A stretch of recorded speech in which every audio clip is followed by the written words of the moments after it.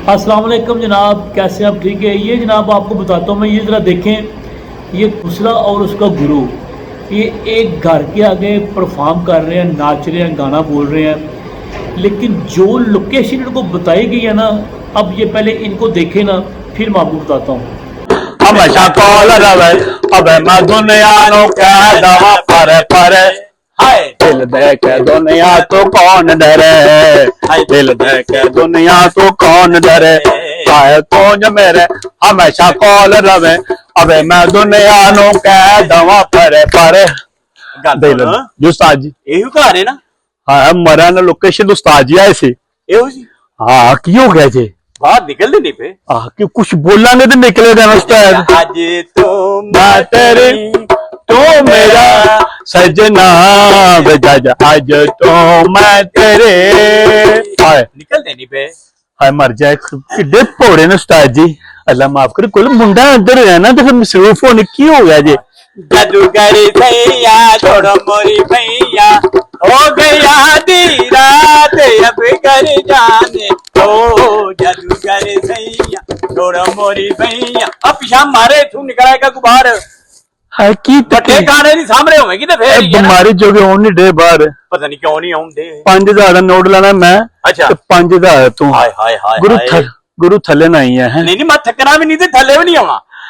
दुनिया ते प्यार मिले कोई दिलदार मिले आंदा सवाद गल बात दा हाय खिल रहने वाल मेरे रहना मैं नाल ते वादा चली मुलाकात दा लुटी है जमालो पाओ लुटी है जमालो लुटी है जमालो पाओ लुटी है जमालो निकल ओ उस्ताद जी हाय लिया ठीक है मर जाने बाहर नहीं आਉਂਦੇ ਚੱਕ ਨਾ ਕਰ ਚਾਤੀ ਨਾ ਬਾਰਾ कर किधर भेलिए गई ना बोल रही है किधर भेली तो नहीं किसे दी ਹਾਂ ਫਿੱਟੇ ਮੂੰਹ ਨੇ ਭੋਰੇ किधर कर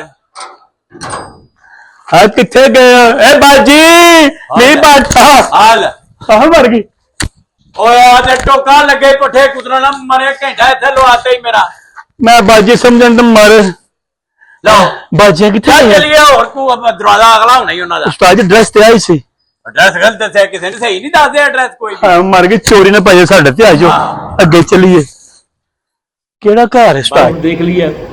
अब ये बेचारे कितनी मुश्किल से ये आए हैं, गर्मी में आए हैं और डांस भी कर रहे हैं, परफॉर्म भी कर रहे हैं और साथ साथ उसको ये फिक्र भी है, साथ गुरु से शेयर भी कर रहे हैं। गुरु को बंदा आ नहीं रहा बाहर, हम गाने पे गाना बोल रहे हैं, परफॉर्म कर रहे हैं, गर्मी भी बड़ी है, मत भी मारी गई है, बाहर क्यों नहीं कोई बंदा आ रहा?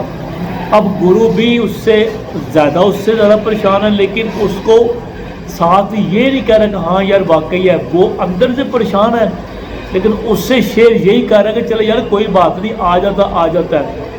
अब जो वो परफॉर्म करते करते थक गया।